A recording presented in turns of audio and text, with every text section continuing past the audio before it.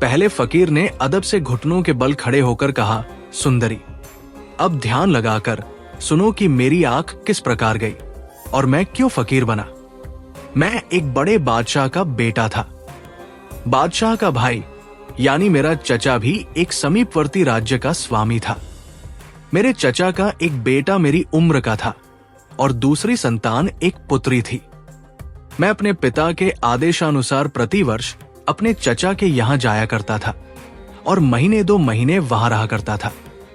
कई बार इस प्रकार आने जाने से मेरी अपने चचेरे भाई से मैत्री और प्रीति बहुत बढ़ गई। एक दिन मैंने देखा कि मेरा चचेरा भाई असाधारण रूप से प्रसन्न है। उसने सदा से अधिक मेरा सत्कार किया, स्वादिष्ट भोजन कराया और भांति भांति के खेलतमाशों से मेरा मनोरंजन किया। फिर मुझसे कहने लगा, पिछली बार तुम्हारे जाने के बाद मैंने बड़ी जल्दी और बहुत ही सुंदर ढंग से एक महल बनवाया है। अब रात हो गई है, मैं सोना चाहता हूं, फिर तुम्हें नया महल दिखाऊंगा, लेकिन शर्त यह है कि तुम कसम खाओ कि यह भेद किसी से नहीं कहोगे। मैंने ऐसा करने से सौंगत खाई। वो उठकर गया और कुछ ही देर में एक सुंदरी स्त्री को साथ लेकर आ गया। न उसने बताया कि ये स्त्री कौन है, न मैंने उसके बारे में पूछा। हम तीनों बैठकर इधर उधर की बातें करने लगे और पात्रों में भर भर कर मदिरा पीने लगे। कुछ देर बाद मेरे चचेरे भाई ने कहा कि चलो यहां से चले। उसने मुझसे कहा कि तुम इस स्त्री को लेकर कब्रिस्तान जाओ और कब्रिस्तान में जहां कहीं भी गुंबद वाली नई कब्र देखो तो समझ लो कि ये उसी महल का प्रवेश मार्ग है। तुम दोनों गुंबद के अंदर जाकर मेरी राह देखना। मैं उसी स्त्री के हाथ में हाथ देकर बाहर निकला और कब्रिस्तान की ओर चल दिया। चांदनी रात थी, इसलिए हम लोगों को गुंबद वाली नई कब्र ढूंढने में कोई कठिनाई नहीं हुई। हम गुंबद के अंदर गए तो देखा कि राजकुमार अकेला ही एक चूने की टोकरी, पानी की गागर और जरूरी औजार लिए खड़ा है। हमारे पहुंचने पर उसने फावड़े से जमीन खोदी। मिट्टी के नीचे पत्थरों की सिले थी, जिन्हें निकालकर उसने एक ओर रखा। पत्थरों के नीचे एक दरवाजा दिखाई दिया। दरवाजे का किवाड़ ऊपर उठाया तो नीचे जाने के लिए एक लकड़ी की सीढ़ी दिखाई दी। मेरे चचेरे भाई ने अब उस स्त्री से कहा कि इसी रास्ते पर चलकर वो द्वार मिलेगा जिसका मैंने तुमसे उल्लेख किया था। वो स्त्री ये सुनकर सीढ़ी से नीचे उतर गई। राजकुमार भी उसके पीछे चला गया। जाने के पहले मुझसे बोला कि तुमने हम लोगों के लिए जो परिश्रम किया है उसके लिए मैं तुम्हारा आभारी हूं, लेकिन अब मैं तुमसे विदा लेता हूं। हाँ, भगवान के लिए इस बात को गुप्त रखना।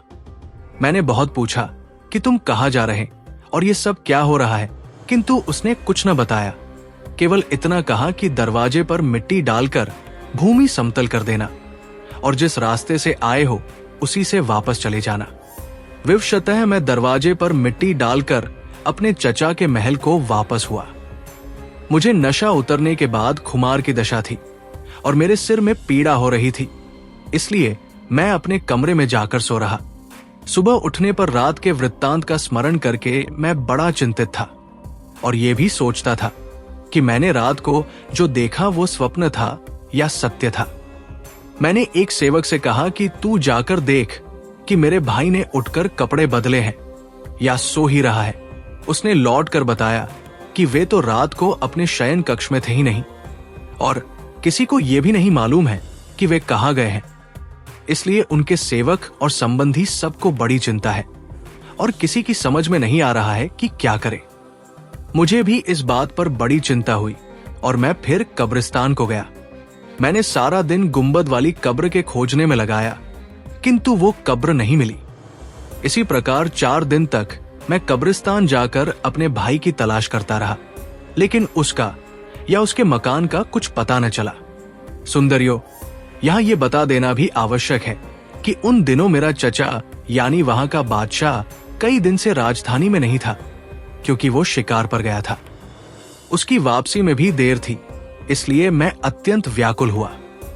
मेरी इच्छा हुई कि अपने पिता के राज्य में वापस जाऊं।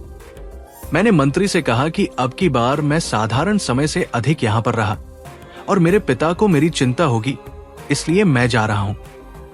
आप बादशाह के आने पर उनसे यही कह दे। मंत्री स्वयं बड़ी चिंता में था, क्योंकि शहजादे की कोई खोज खबर नहीं मिल रही थी। मैं स्वयं उसे कुछ न बता सकता था, क्योंकि शहजादे ने मुझे कुछ न कहने की कसम दिला रखी थी। जब मैं अपने पिता की राजधानी में आया तो महल के चारों ओर सेना की बड़ी जमात देखी। सैनिकों ने मुझे देखते ही बंदी बना लिया। मैंने बिगड़कर पूछा कि ये क्या करते हो? तो एक सरदार ने कहा, शहजादे, ये सेना तुम्हारी नहीं, तुम्हारे शत्रु की है। तुम्हारे पिता के मरने के बाद मंत्री ने तुम्हारे राज्य पर अधिकार कर लिया है। उसने तुम्हें गिरफ्तार करने की आज्ञा दी है और कहा है कि तुम जहां भी मिलो तुम्हें पकड़ लिया जाए। अब तुम हमारे भाग्य से स्वयं ही हमारे पास आ गए। ये कहकर वो सरदार मुझे अत्याचारी मंत्री के पास ले गया, जो अब राज सिंहासन पर बैठा हुआ था। मुझे कितना दुख और कितनी ग्लानि हुई होगी, ये आसानी से समझा जा सकता है। वो दुरात्मा आरंभ ही से मेरा शत्रु था। इसका कारण ये था कि बचपन में मुझे गुलेल चलाने का बड़ा शौक था। एक दिन मैं महल की छत पर गुलेल लिए खड़ा था कि एक चिड़िया सामने से उड़ती हुई निकली। मैंने गुलेल से उस पर पत्थर मारा। संयोगवश वो पत्थर का टुकड़ा उसी मंत्री की आंख पर लगा, क्योंकि वह भी अपने निकटवर्ती भवन की छत पर टहल रहा था। उसकी आंख फूट गई। मुझे मालूम हुआ तो मैं स्वयं ही उसके पास गया और अनजाने में हुए अपराध के लिए उससे क्षमा मांगी। वो कुछ बोला नहीं, किंतु उसने मुझे कभी क्षमा नहीं किया और बराबर इस ताक में रहता था कि कब अवसर पाए और मुझसे बदला ले। इसलिए जब मुझे असहाय और अशक्त देखा तो पुरानी बात याद करके क्रोध में भरकर सिंहासन से उतरा और झपट कर मेरे पास आया और मेरी दाहिनी आंख में उंगली घुसेड़ दी। उसने इतने ही पर बस नहीं की, उसने मुझे एक पिंजरे में बंद कर दिया और जल्लाद को आज्ञा दी कि इसे नगर के बाहर ले जाकर इसका वध कर दे और इसके शरीर के टुकड़े करके पशु पक्षियों को खिला दे। जल्लाद घोड़े पर बैठकर शहर के बाहर आया और दूसरे घोड़े पर वो पिंजरा रख कर ले गया जिसमें मैं बंद था। उसकी सहायता को अन्य सेवक भी थे। जंगल में जाकर मेरे हाथ पांव बांधकर मुझे मारने के लिए तलवार निकाली। मैं अत्यंत दीनता से रोने और प्राण भिक्षा मांगने लगा और जल्लाद को याद दिलाया कि उसने बरसों मेरे पिता का नमक खाया है। अंत में जल्लाद को मुझ पर दया आ गई। उसने मुझे छोड़ दिया और कहा, तुम तुरंत ही ये देश छोड़कर चले जाओ। इधर की तरफ भूल कर भी मुंह न करना। अगर तुम यहां आए तो तुम तो मारे ही जाओगे, मुझे भी प्राणदंड मिलेगा। मैंने जल्लाद का बड़ा एहसान माना और भगवान को लाख लाख धन्यवाद दिया कि भले ही आग गई, लेकिन जान तो बच गई। काना होना मुर्दा होने से तो अच्छा है। मेरी भूख प्यास और आग की तकलीफ से बुरी हालत थी। मैं चलने फिरने के लायक न था। दिन में जंगल की झाड़ियों में छुपा रहा। रात को धीरे धीरे छुपता छुपाता अनजाने रास्तों पर धीरे धीरे चलता हुआ कई दिनों में अपने चाचा की राजधानी में पहुंचा। जब मैंने चाचा को अपने दुर्भाग्य का पूरा हाल बताया तो वो जैसे पछाड़े खाने लगा और बोला, मुझसे अधिक अभागा कौन होगा। मैं अपने पुत्र के लापता होने से क्या कम दुखी था कि मुझे अपने भाई के, जिसे मैं प्राणों से भी अधिक चाहता था, प्राणांत की सूचना मिली। अब मैं अपने पुत्र को कहाँ खोजूं? और वो बहुत देर तक अपने पुत्र को याद करके घंटों रोता रहा। उसके निरंतर रोदन से मेरे धैर्य का बांध टूट गया। मुझ में इतनी क्षमता न रही कि मैं अपने चचेरे भाई को दिए हुए वचन को निभाए रखता। अतएव मैंने वो सारा वृत्तांत अपने चाचा को कह सुनाया जो मैंने उस रात को देखा था। चाचा को यह सुनकर ढांढस हुआ और उसने कहा, बेटे, तुम ठीक कहते हो। मुझे भी मालूम हुआ था कि उसने यहां से समीप ही एक गुंबददार कब्र यानी मजार बनवाया है। वो वही हो सकता है, लेकिन उसने ये भेद किसी को नहीं बताया। रात को वेश बदलकर मैं और चचा महल के बाग के दरवाजे से निकलकर कब्रिस्तान में पहुंचे। मुझे ये देखकर आश्चर्य हुआ कि हम लोगों को थोड़ी ही देर में कब्र मिल गई। शायद अकेले आने पर मैं ठीक स्थान पर नहीं पहुंच सका था। मैंने कब्र को फौरन पहचान लिया। हम लोग गुंबद के अंदर गए। वो लोहे का दरवाजा जिसके नीचे सीढ़ी गई थी बड़ी कठिनाई से खुला, क्योंकि शहजादे ने उसे अंदर से चूना आदि लगाकर मजबूती से बंद कर दिया था। दरवाजा खुलने पर पहले चाचा नीचे उतरा, फिर मैं गया। कुछ दूर जाकर देखा कि डायोढ़ी में बदबूदार धुआं भरा है। आगे बढ़े तो देखा कि सुंदर बैठने का स्थान है और वहां कई दीपक यथेष्ट प्रकाश दे रहे थे। बीच में एक हौज बना हुआ था जिसके चारों ओर खाने पीने की वस्तुएं रखी थी, किंतु वो स्थान बिल्कुल निर्जन था। फिर हमने देखा कि एक और चबूतरा सा बना है और उसके बाद एक कक्ष है जिसके द्वार पर पर्दा पड़ा है। चचा सीढ़ी से चबूतरे पर चढ़ गए और पर्दा उठाकर अंदर गए। मैं भी पीछे पीछे चला गया। हम लोगों ने देखा कि शहजादा उसी स्त्री के साथ जिसे पहले मैंने देखा था एक पलंग पर लेटा है, किंतु उस पर भगवान का ऐसा कोप हुआ था कि दोनों कोयले की तरह काले हो गए थे। ऐसा मालूम होता था जैसे किसी ने उन्हें जीवित ही धधकती आग में डाल दिया है और उनके राख हो जाने के पहले उन्हें निकालकर पलंग पर लिटा दिया है। मेरे तो ये देखकर रोंगटे खड़े हो गए, लेकिन मेरा चचा ये देखकर बिल्कुल विचलित नहीं हुआ। उसके चेहरे पर न दुख का कोई चिन्ह था न आश्चर्य का। हाँ, उसका क्रोध बढ़ता जा रहा था। उसने शहजादे के मुंह पर थूक दिया और कहा, अभागे, तूने यहां तो दुख पाया ही है, परलोक में इससे अधिक पाएगा। इस पर भी उसका क्रोध शांत न हुआ तो उसने पांव से जूती निकालकर कई बार शहजादे के मुंह पर मारी। मैंने क्रोध में आकर कहा, एक तो मुझे वैसे ही भाई के मरने का दुख है, फिर आप मरने पर उसका अपमान कर रहे हैं। ऐसा क्या अपराध उसने किया है जिससे आपकी क्रोधाग्नि इतनी भड़की है? बादशाह बोला, बेटे, तुम नहीं जानते कि क्या किस्सा है। ये आदमी इससे कहीं अधिक भर्त्सना और दंड का भागी है।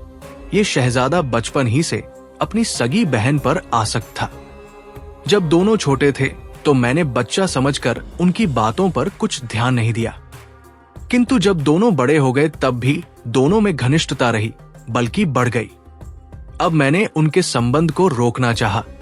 मैंने कड़े पहरे बिठाए कि भाई बहन एक दूसरे के सामने ना आए। शहजादा अकेला ही कुमारगामी होता तो बात आगे न बढ़ती, लेकिन ये अभागी लड़की उससे भी अधिक नीच निकली। ये अपने भाई से मिलने के लिए तड़पती रहती थी। यद्यपि मेरी सख्ती के कारण खुलकर एक दूसरे के सामने न आते थे, किंतु उनके हृदयों में एक दूसरे के प्रति आकर्षण कम नहीं होता था। अतएव बहन से सलाह करके शहजादे ने अपने लिए खास तौर से ये गुप्त आवास बनवाया ताकि अवसर मिलते ही दोनों विहार करें। जब मैं शिकार पर गया तो शहजादे को अवसर मिला और वो किसी तरह अपनी बहन को महल से निकालकर यहां ले आया ताकि उसके साथ हमेशा यहां रहे। इसीलिए उसने बहुत अधिक मात्रा में खाद्य सामग्री भी यहां ला रखी। कुछ दिनों ये लोग एक दूसरे के साथ आनंद से रहे होंगे। फिर उन पर ईश्वरीय प्रकोप हुआ और दोनों ने अपने पाप का समुचित फल पाया। ये कहकर बादशाह का क्रोध दुख में बदल गया और वो अपने बेटवटी की मृत्यु पर विलाप करके रोने लगा। मैं भी उसके साथ रोने लगा। हम लोग बहुत देर तक रोते रहे। फिर उसने मुझे अपने सीने से लगाकर कहा, अच्छा हुआ कि ये पापी मर गए। अब तुम ही मेरे पुत्र और मेरे उत्तराधिकारी हो। फिर मैं और मेरा चाचा मृतक शहजादे की याद करके रोने लगे। कुछ देर बाद हम लोग सीढ़ी से ऊपर चढ़ाए और दरवाजा बंद करके उस पर मिट्टी डालकर बाहर आ गए। जब हम लोग राजमहल के पास पहुंचे तो हमने देखा कि फौजियों के घोड़ों के दौड़ने से उड़ी हुई धूल से आकाश अटा जा रहा है और युद्ध के बाजों की ध्वनि से कान फटे जा रहे हैं। मालूम हुआ कि मेरे पिता का वही मंत्री जिसने मेरा राज्य हड़प लिया था, एक बड़ी सेना लेकर मेरे चाचा के राज्य पर भी चढ़ आया है। मेरे चाचा की सेना उसकी सेना से कम थी। उसकी सेना ने बगैर किसी कठिनाई के राजधानी और महल पर अधिकार कर लिया। मेरे चाचा ने अपने अधिकार की रक्षा का भरसक प्रयत्न किया और युद्ध क्षेत्र में कूद पड़ा। फिर भी वो सफल न हुआ और युद्ध में मारा गया। उसके मरने के बाद भी मैं शत्रु का सामना करता रहा और कुछ समय तक युद्ध भूमि में डटा रहा, किंतु जब देखा कि बिल्कुल घिर गया हूं तो निकल भागने की सोची। मंत्री की सेना के एक सरदार ने मुझे पहचाना और पुराने बादशाह की नमक लाली के ख्याल से मुझे बच निकलने का अवसर दे दिया।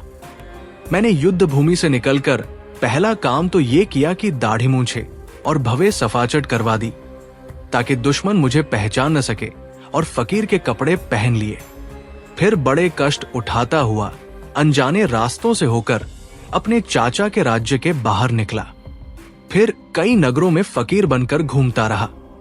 घूमता घामता मैं अति प्रतापी, दयावान, दीनवत्सल, न्यायप्रिय खलीफा हारू रशीद की राजधानी में आ पहुंचा।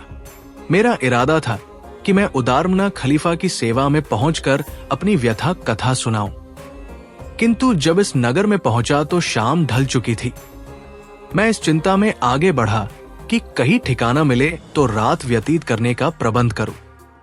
कुछ दूर जाने पर मुझे ये दूसरा फकीर मिला। उसने मेरा अभिवादन किया। मैंने उसके अभिवादन का उत्तर देकर कहा कि तुम भी मेरी तरह परदेसी लगते हो। उसने कहा कि हाँ, मैं भी अभी अभी इस नगर में आया हूं। हम लोग बातें कर ही रहे थे कि ये तीसरा फकीर भी आ गया और हम दोनों का अभिवादन करके पास बैठ गया। उसने भी कहा कि मैं परदेसी हूं और इस नगर में अभी आया हूं। हम लोग चूंकि एक ही वेश में थे और तीनों की एक सी दशा थी, इसलिए हमने तय किया कि भाइयों की तरह मिलकर रहें और जहां जाए एक साथ ही जाए। हम लोग इस चिंता में निमग्न हो गए कि रात कहां बिताएं, क्योंकि हम तीनों में कोई भी यहाँ के किसी निवासी को नहीं जानता था, न कभी पहले यहाँ आया था। अपने सौभाग्य से हम लोग घूमते फिरते तुम्हारे दरवाजे पर आ निकले। तुमने भोजन और मनोरंजन से हमारा चित्त प्रसन्न किया। इसके लिए हम सदा के लिए तुम्हारे आभारी रहेंगे। यही मेरा वृत्तांत है, जिसे मैंने पूरी तरह बता दिया है। जुबैदा ने कहा कि हमने तुम्हें क्षमा किया और तुम जा सकते हो, किंतु फकीर ने कहा कि अगर तुम अनुमति दो तो मैं भी एक और बैठकर अपने दोनों साथियों की राम कहानी सुन लूं और इन 3 व्यापारियों की आप बीती भी सुन लूं। इसके बाद मैं आपके घर से चला जाऊंगा। जुबैदा ने उसे एक और बैठकर दूसरों का वृत्तांत सुनने की अनुमति दे दी। वो मजदूर के पास जा बैठा।